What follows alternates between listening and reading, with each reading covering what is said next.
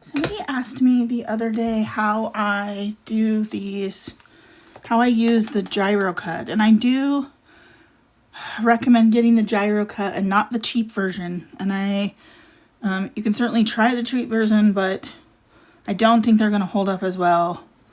I could be mistaken, but I would definitely try the GyroCut. And it's really to cut out, you know, inside pieces. I find that this is great. The thing, it does take some getting used to. And what I find is that if you keep this steady and you pull and you turn the page, it actually works out better. So I have these scallops that I need to do, and the blade swivels, right? So as you're going, it's going to make the swivel cut for you. But I find that if you pull, right, instead of push, try to pushing, it actually works out better. And again, I'm moving my arm, right? And I get to a point, if I get to a stopping point and I need to pivot, I pivot the paper and I keep my pen down. I hope you're able to actually see that.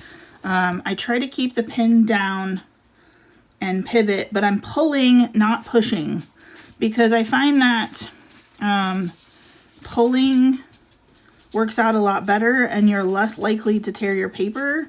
I wish there is a little bit of, it takes a little bit to get used to, but once you get the hang of it, like, it actually works out really well. And again, pull, don't push, pivot your paper on top of your cutting mat.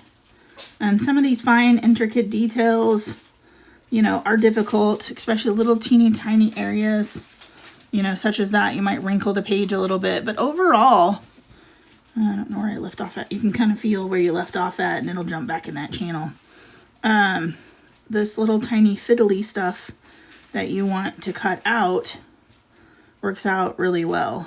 I have just found that pulling backwards to cut works out better. Once you get going, you'll get the feel of it. It takes a minute though. Hopefully that helps, because again, this is a little expensive, so it's definitely an investment. These were $30, $35 on the Zon.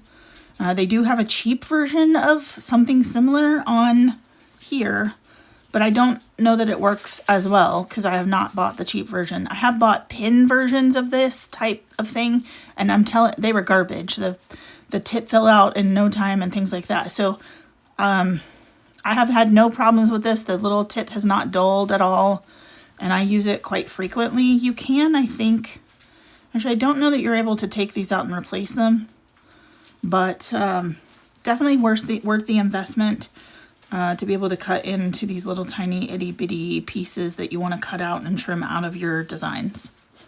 Hopefully that helps.